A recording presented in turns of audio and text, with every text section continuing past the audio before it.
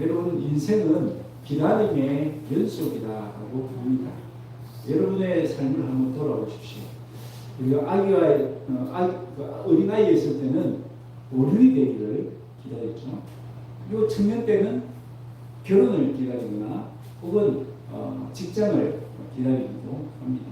결혼하면 태어난 아기를 기다리죠.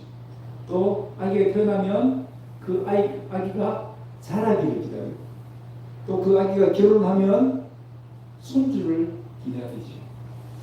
여러분 오랜 기다림 끝에 어떤 소원이나 약속이 이루어지면 얼마나 기쁨이 넘칩니까? 오늘 본문은요, 이스라엘 백성들이 그토록 오랫동안 기다렸다. 아브라함에게 약속하신, 그러니까 430년 전에 그 약속이 드디어 이루어지는 그 기쁨과 감격을 누리고 있는 현장입니다. 우리는 전혀 감흥이 없죠. 그러나 그들에게는 너무 기쁜 거예요. 드디어 우리 땅이 생겼다, 우리 집이 생겼다라고 하는 그 기쁨을 누리고 있는 겁니다. 그 12지파 가운데 첫 번째로 유다 지파에게 땅을 분배해주고 있는 내용이 오늘 본문의 내용입니다. 오늘 말씀을 통해서 우리가 주시는 교훈이 뭔가 찾아보면서 함께 은혜를 나누기 원합니다. 첫 번째는요, 하나님의 약속은 하나님이 반드시 이루어 주신다는 것입니다. 오늘 1절부터 12절은 유다 자손이 받은 그 사방 경계에 대한 내용들이 아주 상세하게 자세하게 기록되어 있습니다. 그런데 유다 지파가 각 가족별로 그 땅을 분배받는데 어떤 방법으로 분배받습니까? 제비뽑기를 통해서 분배를 받습니다. 여러분 제비뽑기는 뭔지 아시죠? 네. 그냥 무작위로 뽑기를 통해서 내가 어떤 땅을 차지할 것인가를 정한다는 겁니다. 그러면 제비뽑기는 운에 달린 거 아닌가요? 근데 성경을 보세요. 성경을 보면요, 제비는 사람이 뽑지만 결정은 주님께서 하신다는 거예요. 그러니까 지금 제비뽑기를 하는 거지만 운에 따라서 결정된 것이 아니라 하나님이 결정해서 그들에게, 그 가족들에게 땅을 주셨다라는 것입니다. 그들이 잘났으나 똑똑했으나 열심히 노력해서 그 땅을 차지하는 것이 아니라 무슨 말입니까? 하나님이 그들에게 주셨다는 거예요. 하나님이 약속하신 대로 그들에게 그 땅을 주셨다는 것입니다. 그래서 하나님의 약속은 하나님이 반드시 이루어주신다는 것을 알 수 있습니다. 하나님은 무려 400년이 지났지만 그 약속을 잊지 아니하시고 반드시 이루어 주신 것입니다. 여러분 사람들은 어떻습니까? 사람들은 약속을 잘 지킵니까? 여러분 사람들이 아무리 약속을 잘 지키는 사람이 있다고 해도 약속을 까먹어서 지키지 못할 때도 있고요. 또 어떤 사람은 상황이 바뀝니까? 환경이 바뀌니까 어쩔 수 없이 약속을 못 지키는 사람도 있고 때로는 능력이 안 되니까 약속을 못 지키는 경우도 있죠. 그러나 하나님은 어떻죠? 하나님은 한번 내뱉은 말은 반드시 지키시는 분이십니다. 민수기 23장 19절 말씀을 한번 보실까요? 시작. 하나님은 사람이 아니시니 거짓말을 하지 않으시고 인생이 아니시니 후회가 없으시나 하신 말을 행하지 않으시며 하신 말씀을 실행하지 않으시랴. 아멘. 하나님이 아브라함 75세 때에 찾아오셔서 말씀하셨습니다. 내가 너에게 아들을 주겠다. 75세나 되는 노인입니다. 물론 그 당시에는 오랫동안 살았으니까 지금 나이로 환산하면 그렇게 많은 나이는 아닐 수 있습니다. 그런데 그 약속이 언제 이루어지죠? 100세가 되었을 때 이루어집니다. 이런 100세의 노인이 아이를 못 낳죠. 인간적으로 불가능합니다. 사람이 약속했다면 그 약속은 지킬 수 없었을 거예요. 그런데 하나님이 약속하셨기 때문에 비록 아브라함 나이 100세, 사라 나이 90세일지라도 아들 이삭을 낳는 것을 볼 수 있습니다. 하나님의 약속을 이루어주신 것이죠. 하나님 우리에게 약속하신 가장 중요한 인물이 있습니다. 누구죠? 바로 예수님이죠. 우리를 구원해 주실 예수님을 보내주시겠다. 그 약속이 언제부터 기록됩니까? 창세기 3장 15절부터 나옵니다. 그러니까 수천 년이 지난 것이죠. 그럼에도 불구하고 하나님 그 약속대로 우리의 구원자 예수님을 보내주셨습니다. 하나님은 약속하시고 변함이 없었습니다. 반드시 그 약속을 지키십니다. 우리가 그 약속을 붙들고 믿음으로 인내하면 하나님의 약속이 이루어지시는 그 기쁜 감격을 누릴 수 있는 것입니다. 여러분 누가복음 2장에 가보면요, 시몬 할아버지 이야기가 나옵니다. 이 시몬 할아버지는 어느 날 하나님의 약속을 딱 받습니다. 너는 죽기 전에 구원자 예수님을 만날 것이라는 약속을 딱 받습니다. 이 할아버지는 그 약속을 딱 붙들었습니다. 그래서 그날부터 매일 성전에 올라가서 예수님 오시기를 기다립니다. 그리고 드디어 때가 되면 그 아기 예수님이 그에게 찾아오는 것을 보게 됩니다. 그 약속이 이루어지신 그 기쁨을 누리게 된 것이죠.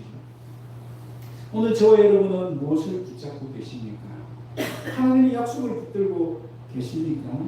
아니면 변화무쌍한 이 땅의 상황이나 혹은 사람들을 붙들고 있습니까? 여러분 우리가 무엇을 붙들고 사느냐에 따라서 우리의 삶은 달라질 것입니다. 우리는 변화하는 이 땅의 어떤 상황이나 어떤 환경이나 사람이 아니라 변함이 없는 하나님의 약속을 붙들어야 될 줄로 믿습니다. 그 약속을 믿음으로 붙드시고 인내하며 기다리심으로 하나님의 약속이 이루어지는 기쁨과 감격을 누릴 수 있기를 바랍니다. 두 번째 우리에게 주시는 교훈은요, 하나님의 약속은 믿음을 통해서 이루어진다는 것입니다. 오늘 읽었던 13절부터는 지난 시간에 말씀드렸던 갈렙이라는 사람이 다시 등장합니다. 지난 시간에는 갈렙이 하나님의 약속을 근거로 해서 가장 정복하기 힘들고 위험한 헤브론 땅을 달라고 요청한 기록이 있죠. 이 산지를 내게 주소서. 그렇게 요청하고 허락을 받아냈습니다. 그리고 오늘 본문에는 믿음으로 도전해서 그 땅을 차지하는 내용이 나옵니다. 여러분 갈렙은요, 많은 사람들처럼 그냥 큰 소리만 치지 않았습니다. 그냥 말만 앞세우지 않았습니다. 85세 노인으로서 얼마나 고되고 힘든 일입니까? 전쟁터에 나가서 직접 앞에 선두를 쓴다는 것. 그렇게 고되고 힘들었지만 직접 행동으로 옮긴 것입니다. 그 결과 하나님의 약속이 이루어지는 놀라운 기적을 경험할 수 있었습니다. 여러분, 하나님의 약속을 내가 받았다 할지라도 나는 가만히 있어도 된다라도 그렇게 생각해서는 안 된다는 것입니다. 하나님의 약속을 받았다 할지라도 그 약속이 이루어지는 과정 속에는 우리의 믿음이 필요하다는 것입니다. 우리 믿음의 도전이 필요하다는 것입니다. 여러분 우리가 기도 응답을 약속을 받았잖아요. 그래서 성경 보면 우리가 기도하면 반드시 들어주신다는 응답을 하셨습니다. 그런데 그 응답되는 것을 그 약속을 받기 위해서는 어떻게 해야 됩니까? 기도해야 되죠. 기도하지 않으면서 기도 응답의 약속이 이루어질 것을 기다린다면 그것은 있을 수가 없는 일이에요. 여러분 홍해를 건널 때 물이 갈라 놓고 하나님이 그 홍해 바다를 건너라고 말씀하셨습니다. 어떤 상황입니까? 지금 뒤에서는 애국 군대가 막 쫓아오고 있습니다. 애국 군대의 칼에 죽을 것인지 아니면 물에 빠져 죽을 것인지 그 둘 중에 하나를 결정해야 됩니다. 그런데 눈앞에는 물이 딱 갈라져 있습니다. 오직 살 길은 거기밖에 없습니다. 그래도 두렵습니다. 왜요? 언제 물이 다시 덮쳐서 그 물에 빠져 죽을지 모르기 때문에 그렇죠. 그렇지만 지금 당장 살 길은 그 길밖에 없으니까 물에 빠질 위험도 있지만 어쨌든 그 길이 갈라져 있으니까 그 땅을 향해 갔습니다. 그러면 그 땅을 갈 때 얼마나 두려움이 많았겠습니까? 어쩌면 믿음으로 그 땅을 간 것이 아니라 두려움 반, 믿음 반으로 그 홍해 바다에 물길로 들어갔을 것입니다. 그래도 하나님은 그 초보적인 믿음을 보시고도 그들을 구원하시는 약속을 이루어 주셨습니다. 그런데요, 요단강을 건너갈 때는 돌아갔습니다. 그 당시 요단강물은 넘쳐가지고 지금 물살이 얼마나 거세게 흘러가는지 모릅니다. 하나님 그 요단강을 건너가라고 말씀합니다. 홍해와 달리 이 요단강은 갈라지지 않는 상태였습니다. 그런데 믿음으로 그 홍해 요단강물에 발을 먼저 내밀으라고 하신 것입니다. 그때 그들은 결단했어야 됩니다. 그 말씀대로 발을 내디딜 것인지 아니면 그냥 멈춰 있을 것인지. 그러나 그는 믿음으로 그 창이란 흘러넘치는 그 요단강물에 발을 내딛었습니다. 그래서 놀라운 일이 일어났습니다. 그 무섭게 흐르던 요단강물이 쩍 갈라진 것입니다. 그래서 그들이 무사히 그 요단강을 건너갈 수 있었습니다. 여러분, 하나님 우리에게 약속만 하신 것이 아니라 우리에게 믿음도 요구하고 계신 겁니다. 그래서 11절 6절 말씀 보십시다. 시작. 믿음이 없으면 하나님을 기쁘시게 하지 못하나니 하나님께 나아가는 자는 반드시 그가 계신 것과 또한 그가 자기를 찾는 자들에게 상 주시는 것임을 믿어야 할지니라. 아멘. 예. 하나님 우리에게 뭘 주시기 원하신다고요? 상 주시기 원하신다. 복 주시기 원하신다. 그런데 그 복을 받기 위해서 어떻게 된다고요? 하나님이 계신다는 것을 믿어야 되고 하나님을 찾아야 된다는 것입니다. 믿음으로 도전해야 된다는 것입니다. 그리고 우리가 하나님의 약속을 믿고 나아갈 때 그냥 편한 길만 있는 것 아니잖아요. 오늘 갈렙처럼 많은 장애물들이 있을 수 있습니다. 오늘 지금 갈렙에게도 어떤 장애물이 있습니까? 85세 노인이라는 연약한 육체를 가진 장애물이 있었습니다. 여러분 그렇잖아요. 몸이 피곤하고 힘들면 다 난사가 귀찮고 뭘 할 수가 없잖아요. 85세 노인이 그 위험한 전쟁터에 나가는 건 쉬운 일이 아닙니다. 또 어떤 장애물이 있습니까? 그들과 맞서 싸우는 상대편이 그냥 호락호락한 적이 아닙니다. 안압자수, 거인족들이 한 명도 아니고 지금 3명이 버티고 있는 겁니다. 이 장애물이 이만저만한 장애물이 아닙니다. 여러분 우리도 하나님 약속을 믿고 믿음으로 도전하려고 할 때 많은 장애물들이 있죠. 주변 사람들이 반대도 있을 수 있고 어떤 조롱도 있을 수 있고 내 마음에 어떤 두려움도 있을 수 있고 많은 장애물들이 있습니다. 그럴 때 어떻게 그 장애물을 통과하고 믿음으로 도전할 수 있을까요? 여러분 그때 우리는 하나님 약속의 말씀을 붙들어야 되는 것입니다. 그때 우리는 하나님을 바라봐야 되는 것입니다. 눈앞에 있는 상황이나 사람을 바라보는 것이 아니고 하나님을 바라봐야 됩니다. 여러분 베드로를 보십시오. 베드로가 주님만 바라보고 주님 저도 이 바다를 걸을 수 있도록 해주십시오 라고 했을 때는 그렇습니다. 그런데 주변에 그 무서운 물결이 있는 것을 보고 두려운 마음이 생기니까 그만 물에 빠지고 말하지 않습니다. 여러분 우리의 믿음으로 도전할 때는 뭘 봐야 됩니까? 주변 상황 또 나의 어떤 인간의 계산들 다 내려놔. 전능하신 하나님을 붙들어야 됩니다. 그럼 주님 바라봐야 됩니다.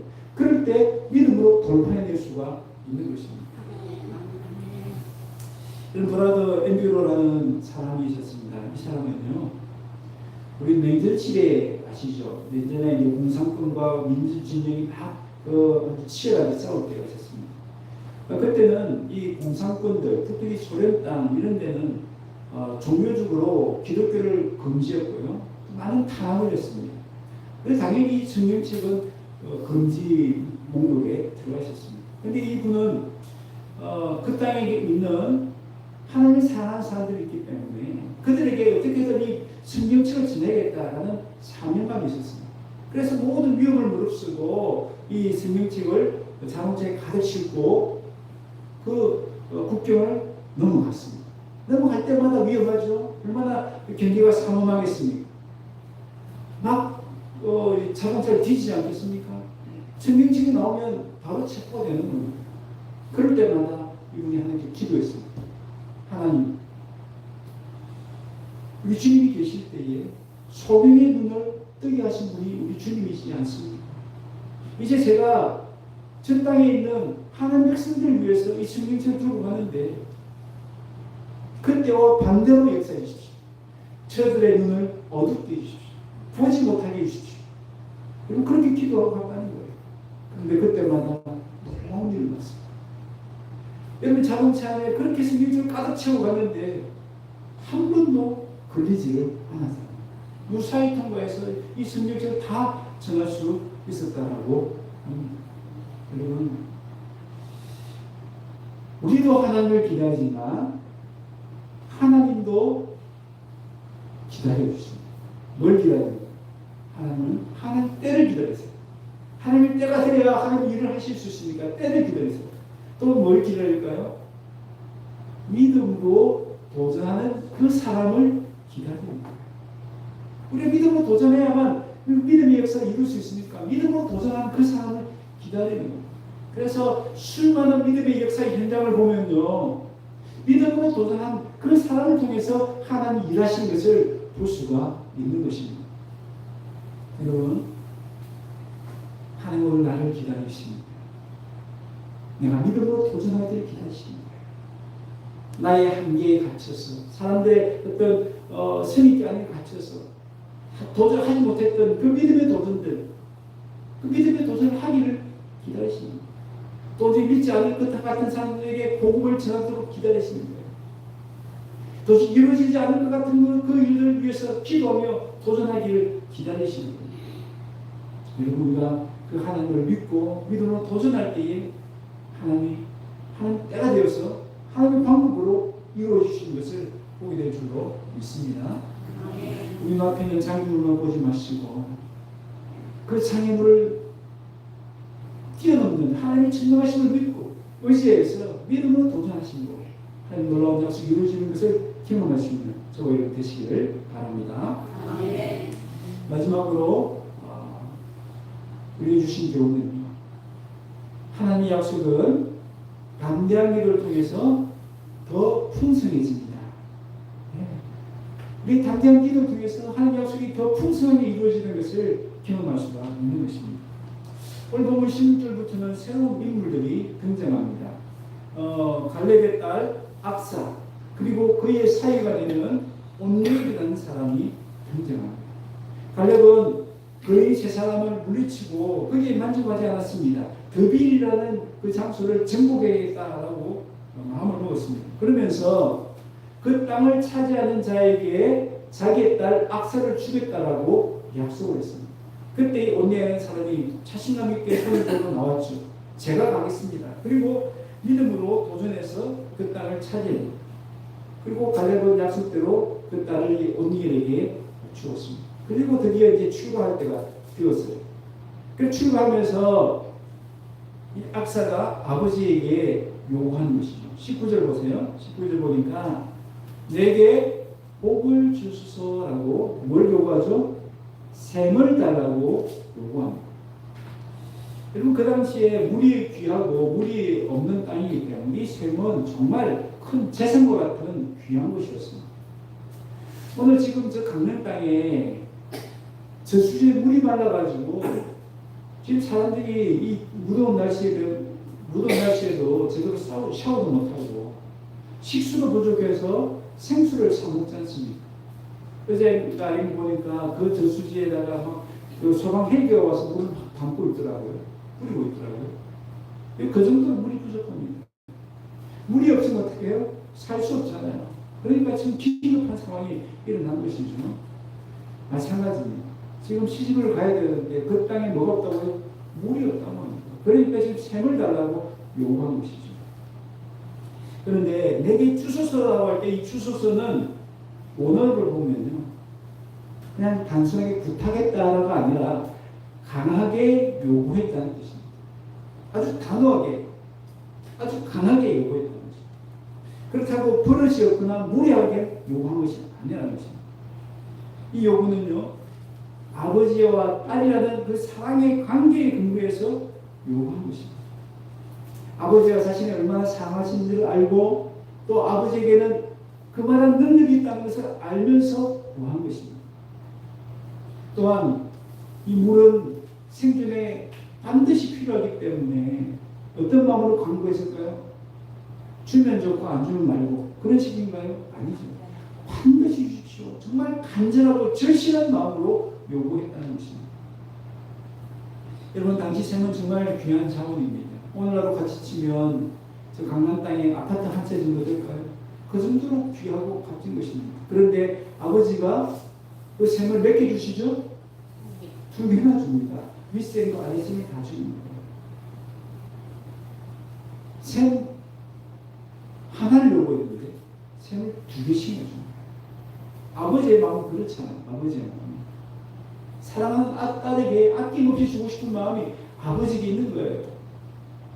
근데 언제 받았다고요? 19절 내게 복을 주소서 라고 구했을 때에 2배 값질의 복을 받게 되었다는 것입니다.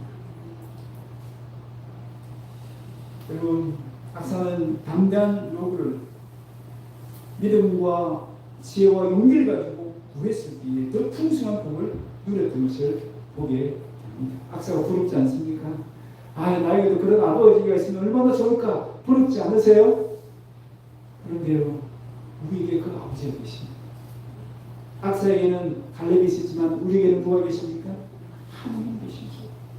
누구보다 나를 사랑하신 아버지, 누구보다 아낌없이 주실 수 있는 능력을 가지고 계시는 아버지, 그 하나님이 나의 아버지인 줄 믿습니다.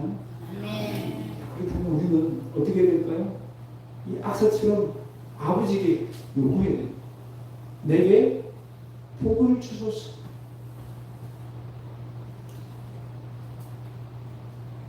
그 하나님의 아들, 딸로서 당당하게 요구하셔야 됩니다.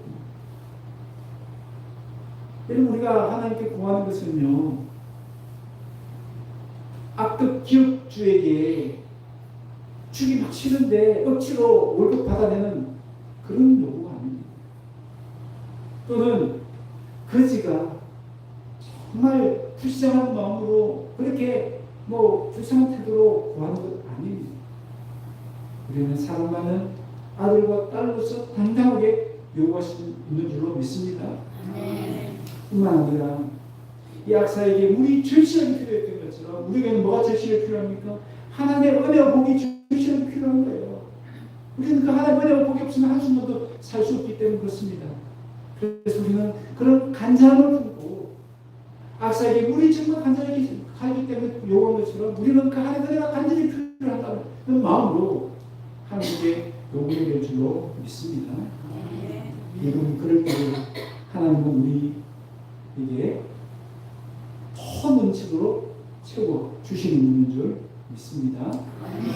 여러분, 예배서 3장 20절 말씀 최번역 우리 같이 한번 읽겠습니다. 시작. 우리 가운데서 우리가 쓰는 능력을 따라 우리가 구하거나 생각하는 이상으로 또 넘치게 주실 수 있는 분. 그분이 누구죠? 우리의 하나님 아버지이십니다.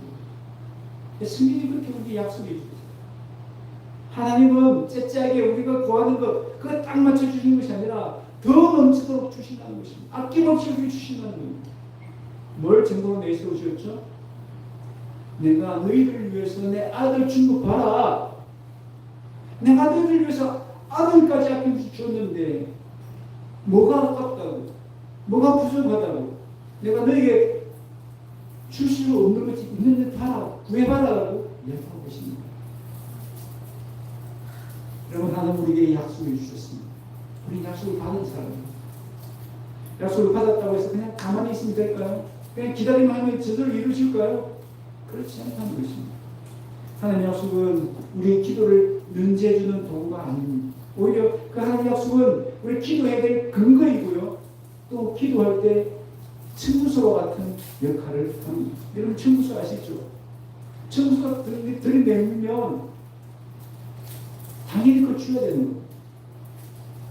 기도는 마치 청구서와 같다는 겁니다. 우리가 그 하나님 약속을 근거로 해서 하나님 이런 약속을 우리에게 주시지 않았습니까? 라고 청구서를 딱 내면요, 기도를 딱 하면 하나님은 그 청구서이기 때문에 반드시 주실 수밖에 없다는 것입니다. 여러분, 그 기도에 그 놀라운 특권들을 사용하시길 바랍니다. 그냥 땅에 묻어두지 마시길 바랍니다. 하나님 약속하셨으니까 그냥 저절로 이루어질 것이야 라고 기다리지 마시길 바랍니다. 여러분, 다니엘을 보십시오. 다니엘이 어느 날 성경서를 딱 보니까 그 당시 어떤 때냐면 이스라엘 백성들이 바벨론에 딱 포로로 끌려갔었던 그때입니다. 근데 성경서를 딱 펴서 보니까 이스라엘 백성들이 바벨론의 포로가 되어서 70년이 차면 해방될 것이라는 그 하나님 약속이 딱 기록되어 있는 거예요. 그걸 보고 깜짝 놀라는 거예요. 야, 이런 약속이 우리에게 있었구나. 그리고 그때부터 어떻게 하냐면요, 그냥 약속해 주셨으니까 그냥 기다리면 저절로 이루어지겠지 라고 있었던 것이 아니라 그때부터 정말 간절하게 하나님께 기도하시겠어요. 하나님 때가 됐습니다. 이제 우리나라를 이민족을 해방시켜 주십시오 라고 간절하게 기도했다는 것입니다. 하나님 그 기도를 통해서 이스라엘 민족이 해방되는 놀라운 역사를 이루어 주셨습니다. 여러분, 다니엘은 그 하나님의 약속을 기도하지 않아도 되는 이유가 아니라 오히려 더욱더 간절하게 기도해야 될 이유로 여긴 것입니다. 여러분, 우리도 마찬가지입니다. 하나님 약속을 약속했으니까 나는 기도 안 해도 된다가 아니라 오히려 더욱더 간절하게 기도해야 될 이유로 삼을 수 있기를 바랍니다. 여러분, 하나님의 약속을 그저 땅에 묻어두지 마시고 말씀을 통해 읽을 때마다 이 말씀 속에 기록된 나를 향한 그 하나님의 약속을 찾으시길 바랍니다. 찾고 그 약속에 붙으시길 바랍니다. 그 약속에 따라 믿음으로 도전하시고 나아가서 하나님의 약속을 따라 기도하시길 바랍니다. 그럴 때에 하나님은 갑절의 은혜를 주십니다. 더욱더 넘치도록 그 풍성한 약속의 경험들을 하게 해 주실 것입니다. 오늘 우리도 다니엘처럼 하나님 말씀 속에 담겨있는 그 약속의 말씀을 나의 말씀을 받으시, 내게 주신 약속을 받으시, 그 약속을 붙들고 믿음으로 강구하셔서 하나님 주시는 갑절의 은혜를 누릴 수 있기를 바랍니다. 말씀을 맺습니다. 여러분은 지금 무엇을 기다리고 계십니까? 아마 연세 되신 분들은 어쩌면 그냥 막연히 죽음을 기다리고 계실지 모르겠습니다. 세상 사람들이 그럴 수 있죠.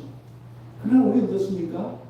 우리는 죽음을 기다리는 자들이 아니라 천국을 기다리는 사람인 줄 믿습니다. 네, 죽음을 기다리면 너무 비참하죠. 우울하죠. 그러나 우리는 죽음이 아니라 죽음 이후에 천국을 기다립니다. 그래서 지금 우리가 죽어가는 이 마당에도 기뻐할 수 있고 감사할 수 있고 소망을 품을 수가 있는 겁니다. 그런데요, 놀라운 것은 하나님은 우리에게 천국을 죽어서 가는 천국만 우리에게 약속하신 것이 아니라 이 땅에서도 우리가 천국을 누릴 수 있도록 약속해 주셨다는 것입니다. 여러분, 그 약속을 다 받은 줄 믿습니다. 그 약속을 나의 약속, 내게 주신 약속으로 받아야 될 줄 믿습니다. 예, 억울하잖아요. 저 사람만 그 하나님 약속을 받고, 약속의 복을 받고 천국을 누린다면 난 억울하잖아요. 왜 저 사람만 누리니까 나도 누려야 되잖아요. 그러기 위해서 어떻게 해야 됩니까? 그 약속을 붙들어야 돼요. 그 약속을 붙들어서 내 눈에 보이는 그 환경이나 그 문제를 붙드는 것이 아니고 그 약속을 붙들어야 돼요. 그리고 그 약속의 말씀대로 도전해야 돼요. 그 약속의 말씀을 주장하면서 하나님께 구해야 됩니다. 그럴 때에 그 하나님 약속이 내 눈앞에서 현실로 이루어지는 것을 보게 될 것이고요. 그 약속에 담긴 하나님 놀라운 복을 누리는 그 천국의 삶을 살게 될 줄로 믿습니다. 이제부터라도 약속의 말씀을 붙드시고 그 약속의 말씀을 따라 도전하시고 기도하시고 그 하나님 놀라운 그 약속의 복을 날마다 누릴 수 있는 저희 여러분 다 되시길 주의 이름으로 축원합니다.